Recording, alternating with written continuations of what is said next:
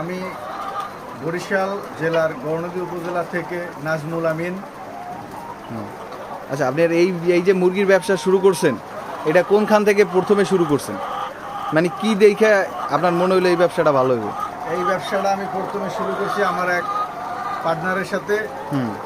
তো আমার পার্টনারের আব্বা অনেকদিন আগে থেকেই ব্যবসা করতো এই ব্যবসা। তো তার আব্বা মারা যাওয়ার পরে সে আমার পার্টনারের ব্যবসাটা ধরছে। ব্যবসা ধরার পরে আমার বললো যে এই ব্যবসা করো, খারাপ না, মোটামুটি ভালোই। তো আমি তার কথা উদ্বুদ্ধ হইয়া এই ব্যবসাটা শুরু করলাম। তো এই ব্যবসাটা আমি প্রথমে 1000 মুরগি দিয়ে শুরু করি, দুইজনে। 1000 মুরগি দিয়ে শুরু করার পরে দেখলাম ব্যবসাটা করে মোটামুটি ভালোই। আমি জানতাম না, তার কাছ থেকে অনেক কিছু শিখলাম। তারপরে আপনার উপজেলা ভেটেরিনারি অফিস থেকে আমি প্রশিক্ষণ নিলাম, যুব উন্নয়ন অফিস থেকে প্রশিক্ষণ নিলাম। প্রশিক্ষণ নিয়ে মোটামুটি প্র্যাকটিক্যালভাবে ব্যবসা শুরু করলাম। তারপর দেখলাম ব্যবসা ভালোই হচ্ছে, সমস্যা নাই। তারপর আমি পার্সোনালি একটা নিজে এই যে আমার এই শেড 1500 মুরগি একটা শেড দিলাম। শেড দেওয়ার পরে আমি কোম্পানি থেকে একদিনের বাচ্চা আনলাম।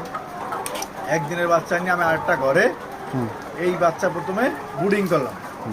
আপনার এই ঘরের টোটালে কত টাকা খরচ হয়েছিল এই ঘর বানাইতে? প্রথম আমার এই ঘরে আমার একটু কস্টিং কম হয়েছে। আমি নিজেই মানে চেষ্টা করছি সব নিজে হাতে করার জন্য। আমি লোক নিয়ে আমি নিজে আমার এই যে খুঁটিগুলো দেখেন, সিমেন্টের খুঁটি, এই আমি নিজে প্রথমে মিস্ত্রি নিয়ে আমি বালু কিনছি আলাদা, সিমেন্ট কিনছি আলাদা, রড কিনছি আলাদা, খোয়া কিনছি আলাদা। আমার কস্টিং কম পড়ছে। আমি যদি কিনে আনতে চাইতাম তো আমি হিসেব করে দেখছি যে আমার অনেক বেশি খরচ। তো এই জন্য আমি ওই আলাদা আলাদা সবকিছু কিনে আমি মিস্ত্রি নিয়ে, কাঠ মিস্ত্রি যারা ঘর উঠাইবে ওই কাঠ মিস্ত্রি নিয়ে খুঁটিগুলো গাড়লাম। খুঁটিগুলো গাড়ার পরে আপনার ওই তারপরে আমি চিন্তা করলাম যে আসলে আমার ঘরটা বড় ঘর, এই জায়গায় কাঠ দিতে গেলে অনেক খরচ। তো এটার তো আমার কাঠ তো নষ্ট হয়ে যাবে, ওটা তো আমার লাকড়ি ছাড়া কিছুই হবে না। পরে আমি ওই করলাম লোয়ার অ্যাঙ্গেল মিস্ত্রি আনিয়া জ্বালাই দিয়ে অ্যাঙ্গেল দিয়ে আমি শুরু করলাম। এখন তো অ্যাঙ্গেল দিয়ে করতে পারি। কাঠের ঘর মানে কাঠ দিয়ে যদি করতেন, আর এখন যে অ্যাঙ্গেল করছেন, এটা কি খরচ কম হয়েছে না বেশি? খরচ একটু বেশি হয়েছে, কিন্তু বেশি হইলেও আমি ওই সময় তো কিনছি যে দামে, এখন আমি যদি ওইটা আপনি ভাঙ্গারিতে বিক্রি করি প্রায় অল্প কিছু কম আসবে, প্রায় আইসা পড়বে। তো এটা আমার একটা ই আছে, কিন্তু টাকা কাঠের চেয়ে একটু বেশি দেবে। তারপরে ওইটার ইটা ভালো। তারপর আমি ওই টিন আনি, এরপরে নেট আমি টর্কি বাজারে যাইয়া ঢাকা থেকে কাছ থেকে অর্ডার দিয়ে 1 নাম্বার নেট আনিয়া ওইটা নেট লাগাইয়া শুরু করলাম। তাতে আমি হিসাব করে দেখছি আমার 4 লাখ টাকার মতো গেছে 1500 মুরগির শেড। এটা আপনার 25 ফুট আছে চওড়া, 70 ফুট আছে লম্বা। তো এই ঘর যদি আমি ওই রকম না করে একটু না করে যদি করতাম তাহলে আমার প্রায় 4.5 থেকে 5 লাখ টাকা যেত। তো আমি নিজে হাতে করছি, এর জন্য একটু করছি, নগদ টাকায় করছি, এই জন্য আমার একটু খরচ কম হয়েছে। আচ্ছা, আপনি এই যে খেঁচা করছিলেন, এইগুলা কি নিজে বানাইয়া করছিলেন, মানে নতুন করছিলেন নাকি পুরান কিনা হয়েছিল? না, আমি এগুলো নতুনই করছি। দেখা যায় পুরান খেঁচা কিনলে ওই সময় ওই অনেক ফার্মে ভাইরাস জনিত কারণে ফার্ম ধ্বংস হয়ে যায়। ধ্বংস হইলে ওই খেঁচা বিক্রি করে ফেলা। ওই খেঁচা বিক্রি করলে পরবর্তীতে দেখা যায় যে ওই খেঁচা এলে এই ভাইরাসটা আমার মুরগিতে মুরগির সমস্যা আপনার হইতে পারে। এই তো, হ্যাঁ, বুঝতে পারছি। আপনি মানে এই যে করছেন এই অনুযায়ী মানে কোন মানে বাচ্চা কেনার ক্ষেত্রে কি কোনো সতর্কতা থাকা উচিত? মানে বাচ্চা কি ভালো বা খারাপ এরকম আছে? অবশ্যই বাচ্চার গ্রেড আছে। হ্যাঁ, এই মুরগির বাচ্চা এ গ্রেড, বি গ্রেড আছে, কোম্পানি আছে। আমি প্রথমে আমি মোটামুটি সাজেস্ট করছি যে আমি একটা ভালো কোম্পানির, ব্র্যান্ড কোম্পানির বাচ্চা নেব। ওই কোম্পানির বাচ্চা দেওয়া যায়, বি গ্রেডের বাচ্চা কখনোই দেয় না। তারপর একটা ব্যাপার আছে, আনসোলের ব্যাপার আছে। যেমন আমার আজকে বাচ্চারা আজকে হ্যাচারি থেকে আসছে, আমি আজকেই হাতে পাইছি। অনেক সময় দেখা যায় ওই হ্যাচারি বিক্রি করতে পারে না, বিক্রি করতে না পারলে ওটা পর দিন যাইয়া খামারিদের কাছে পৌঁছায়। এইটা একটা ব্যাপার আছে। তা আমি প্রথমে সিপি কোম্পানির বাচ্চা উঠেছিলাম। সিপি কোম্পানির বাচ্চা আবার ঠোঁটে একটু সেক দেওয়া থাকে। তো তারপরে মোটামুটি সিপি কোম্পানির বাচ্চারা একটু ভালো আমার মনে হয়। আমি যেটা করি আসলে বাচ্চা ভালো মন্দ বুঝি, আমি যেটা বুঝি আমি সিপি সাজেস্ট করি যে সিপি কোম্পানির বাচ্চারা আসলে। আচ্ছা, আর একটা জিনিস হচ্ছে কি আপনার এই মানে বাচ্চা উঠানোর পর থেকে ভ্যাকসিনগুলা কি ভ্যাকসিন করছিলেন এইটা যদি একটু বলতেন। মানে আমি প্রথমে বাচ্চা উঠানোর মাথায় যে নাভি শুকানোর জন্য একটা অ্যান্টিবায়োটিক করছি। অ্যান্টিবায়োটিক শেষ হওয়ার পরে 5 দিনের মাথায় একটা আমি ভ্যাকসিন করছি, MA5+ কোলন 30। ওই ভ্যাকসিনটা করার পরে 14 দিনে আমি গাম্বুরা ভ্যাকসিন করছি। এটা লাইভ ভ্যাকসিন, যেটা পানির সাথে খাওয়াই দেয় বা চোখে ফোঁটা দেয়।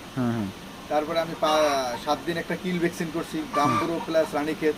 হুম তারপরে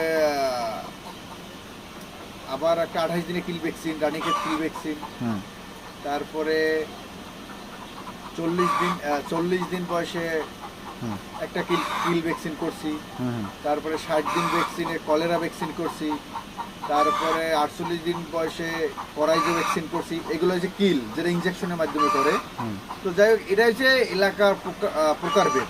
এক এক এলাকায় এক একটা রোগের সংক্রমণ থাকে। আসলে 100% ভ্যাকসিন করতে পারলে ভালো হয়। হুম না হলেও যে এলাকায় যে মুরগি করে হুম পালে, হুম। সেই এলাকায় দেখা যায় অ্যানালাইসিস করলে দেখা যায় আসলে এই আমাদের এলাকায় কি রোগটা বেশি। তো হুম। আমাদের এই বরিশাল অঞ্চলে আমার জানা মতে পরাইজা রোগ, হুম আর রানীক্ষেত। রানীক্ষেত, আর হচ্ছে কলেরা হুম আর বার্ড ফ্লু, এই 4টে রোগের উৎপাত খুব বেশি। হুম এই জন্য আমরা এই 4টা রোগের ভ্যাকসিন অন্তত আমরা করি। যে না করে ভ্যাকসিন আসলে অনেকে ধরা খায়, হুম অনেকে ভাইরাস জনিত কারণে ফার্ম ধ্বংস হয়ে যায়। অনেক বড় বড় ব্যবসায়ী আছে আমার দেখা চোখে, তারা ফার্ম ছাইড়ে দিছে। কিন্তু আসলে ভ্যাকসিনের কোনো বিকল্প নাই। আর বেশি হচ্ছে ফার্ম ম্যানেজমেন্ট, হুম। বায়োসিকিউরিটির কোনো বিকল্প নাই। ভ্যাকসিন প্লাস বায়োসিকিউরিটির কোনো বিকল্প নাই। আচ্ছা, এই আপনার হচ্ছে কি এই যে এই মুরগিগুলোর তো ঠোঁট কাটা হয়েছিল, এটা কতদিন বয়সে কাটাইছিলেন আর কেন ঠোঁট কাটা হয়? এই মুরগিটা আমি ঠোঁট কাটাচ্ছি 70 থেকে 80 দিন বয়সে। হুম এই মুরগিটা ঠোঁট কাটাচ্ছে। এই মুরগিটা ঠোঁট কাটানোর বিশেষ কারণ হচ্ছে এই মুরগিটা ডিম দেয়, ডিম দেওয়া মুরগি। হুম তো এই মুরগিটা যে অনেক দিন থাকে আমার ফার্মে, 18 মাস ডিম দেবে। হুম হুম আমার 5 মাসে ডিম দেওয়া শুরু করে, হুম। একটানা 18 মাস ডিম দেবে। তো ডিম যখন পারে, হুম তখন ওই ঠোঁট যদি আমি না কাটি, ঠোঁটে ধার থাকে, ধার থাকলে ওই ডিমের পর ঠোকর দেয়, ঠোকর দিলে ওই ডিম ভেঙে যায়। হুম হুম এই জন্য আমরা আবার দেখা যায় ডিম তো ভাঙবেই, আবার একটা মুরগি আর একটা মুরগি দিয়ে ঠোকরায়, হুম হুম। ঠোকরাঠুকরি করে রক্তাক্ত করে মুরগি মারা যায়। এই জন্য আমরা ঠোঁট কাটি। তো 70 থেকে 80 দিন বয়সেই ঠোঁট কাটা বেটার। আচ্ছা, এখন এই মুরগিটা আপনার কতদিন পরে ডিম প্রথম প্রোডাকশনে আসে? এই মুরগিটা আমি 130 থেকে 40 দিনের মধ্যে প্রথম 2-1টা পারবে। হ্যাঁ তো এইটা হচ্ছে 140 দিন বয়সে যদি 2-1টা পারে, হ্যাঁ। এই মুরগিটা ফুল প্রোডাকশন। মানে এই ফুল প্রোডাকশন বলতে 100-র মধ্যে 98, মানে 5.5 মাস 6 মাসের মধ্যে 6 মাসের ভিতরে ফুল প্রোডাকশন আসবে। ইনশাআল্লাহ ফুল প্রোডাকশন আসবে। আচ্ছা, আর এর মধ্যে আপনার আনুমানিক কত টাকা খরচ হয়, মানে খাবার খাওয়ানো পর্যন্ত আপনার 1500 মুরগিতে কত লাখ টাকা খরচ হয়েছিল মোটামুটি একটা ধারণা? এই 1500 মুরগিতে আমার আনুষঙ্গিক যে খরচ আছে প্রায় খাবারে, যে ফিটের দোকানে, হুম ফিটের দোকানে আমার 9 লাখ থেকে 10 লাখ টাকা আমার টোটাল খরচ হয়েছিল। খরচ আছে। হ্যাঁ। আচ্ছা, আর আপনার রয়েছে যে এই মুরগির যে ডিমগুলা, এইগুলা কি আপনি নিজেই গিয়ে বিক্রি করেন নাকি এইগুলা তারা নিয়ে যায়, বা কিভাবে ডিমগুলা বিক্রি করেন আপনি? না, এই ডিমগুলো আমরা, এই যে ডিম পারে দেখছেন, আমি সকাল থেকে ডিম টোকাইছি। হ্যাঁ এই ডিম টোকাই আমি কেসে সাজাই রাখি। এই যে দেখেন কেসে সাজানো আছে ডিম। হ্যাঁ হ্যাঁ এই ডিম সাজাই রাখি। তারপরে আমার পাইকার আছে, হ্যাঁ। পাইকার আইসা ভ্যান গাড়ি ভরিয়া হ্যাঁ, আমার টাকা দিয়ে, নগদ টাকা দিয়ে তারপর ডিম নিয়ে যায়। ডিম আমার নিয়ে যায়। এইটা একটা সুযোগ আছে। আর আপনি এই যে লিটারটা, নিচে যে লিটার দেখলাম ওই যে সোলিং এর মধ্যে, ওইগুলা পরিষ্কার করার জন্য কি রকম কি ব্যবহার এইটা করেন? ওই যে আমার পার্টনারের সাথে যে আমি ব্যবসা করছি, ওই পার্টনারের ঘর ছিল, হুম ওই ঘর ছিল সমান। ওই ঘরের সমান থাকলে দেখা যায় যদি ফার্মে কোনো লোক না থাকে, হুম হুম অনেক সময় লোক ছুটিতে থাকে, লোক থাকে না, হুম ওই সময় ওইটার ভিতরে ঢুকিয়ে, খাঁচার ভিতরে ঢুকিয়া ওই বেলচা দিয়া বালতি ভরে লিটার মানে কাঁধে করে লিটার দূরে নিয়ে ফেলাইতে হয়। হ্যাঁ, এই জন্য হ্যাঁ। আমি চিন্তা করলাম যে না, এটার বিকল্পটা কোনো পথ লাগবে। হ্যাঁ তো বিকল্প পথ কি? বিকল্প পথ হচ্ছে যে এটার একটা স্লোপ করতে হবে। স্লোপ হ্যাঁ। ওইদিকে ঢালু, এইদিকে উঁচু। হ্যাঁ হ্যাঁ যে মোটর দিয়ে যদি আমি পানি দেই, হ্যাঁ হ্যাঁ মোটর দিয়ে পানি দিলে তো লিটারটা তো ধুইয়া হ্যাঁ হ্যাঁ দূরে নামিয়ে যাবে, হ্যাঁ হ্যাঁ হাউজের ভিতরে নামিয়ে যাবে। তো তাহলে তো আমার লোক যদি একদিন অ্যাবসেন্ট থাকে, হুম হুম তাহলে এটা আমার কর্তব্য, তো সমস্যা নাই। আর যদি আমি ওই সিস্টেম না করি, হুম। তাহলে তো এই লিটার ফেলানোর জন্য আমার কের উপরে ভরসা করতে ভরসা হবে। করতে হবে। হ্যাঁ হ্যাঁ এই জন্য আমি করলাম যে না, এটা আমার একটা বিকল্প পথ বের করতে হবে। তো বিকল্প পথ হিসেবে আমি দেখলাম যে না, এটা আসলে এটা বেটার। হুম আমি যদি কেউ ফার্ম করে, হুম আমি তাকে সাজেস্ট করবো যে দেখেন, এই আমার এই পদ্ধতিটা যদি দেন, তাহলে আপনি যদি একদিন লোক নাও থাকে, 2 দিন লোক নাও থাকে, হুম। তাহলে আপনি নিজেও কাজ করতে পারবেন। আচ্ছা, আরেকটা বিষয় হচ্ছে গিয়ে পোলট্রি মুরগি আর সোনালী মুরগি তো 24 ঘন্টা লাইট থাকে, হ্যাঁ, আর আপনার এই মুরগিও কি রাত্রে সারা রাত লাইট জ্বালানো না, থাকে? এই আমাদের এই মুরগিটার নিয়ম হয়েছে হ্যাঁ 16 ঘন্টা লাইট দিতে হবে, তার আলো দিতে হবে 16 ঘন্টা, হ্যাঁ 8 ঘন্টা তার রেস্ট দিতে হবে ঘুমানোর সময়। হ্যাঁ। আপনার লাইট কখন অফ করেন? আমি 16 ঘন্টা, সকাল যদি আমার 6টার সময় সকাল হয় বা 5টায় ভোর হয়, আমি রাতে 10টা থেকে ভোর 6টা পর্যন্ত যদি অন্ধকার থাকে ও ঘুমাইতে পারে, তাহলে 8 ঘন্টা রেস্ট দিতে হবে, আমি সেভাবে 8 ঘন্টা রেস্ট দিই।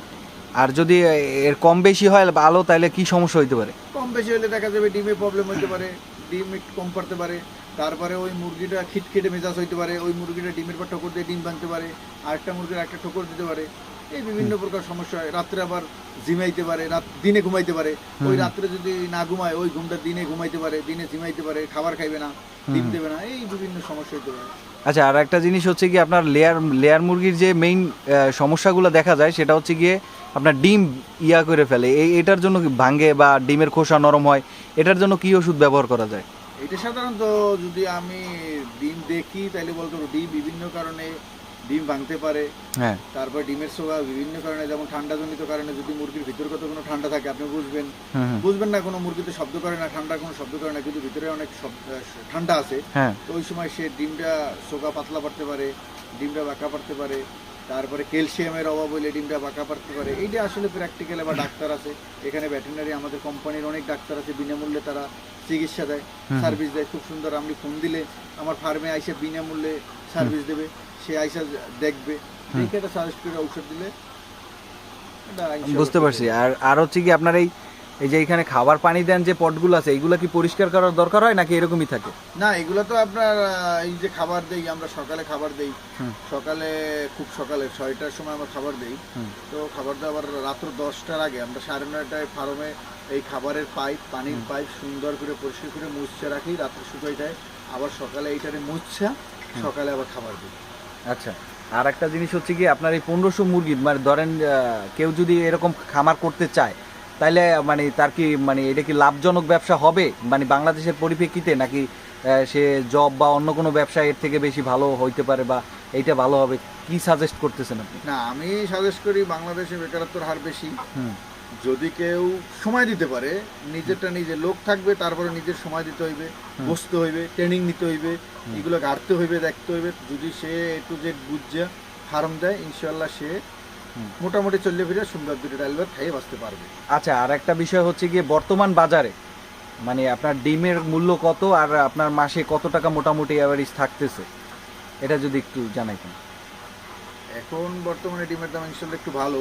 হ্যাঁ, তো এখন আমরা খামারি পর্যায়ে দাম ভালো পাই, 10 টাকার উপরে পাই, আর মোটামুটি আমাদের কস্টিং খরচ যে আসে তাতে আমি 1500 মুরগিতে 1 লাখ টাকা সামথিং আমি লাভ করতে পারি। আচ্ছা, আর একটা জিনিস হচ্ছে গিয়ে আপনার মানে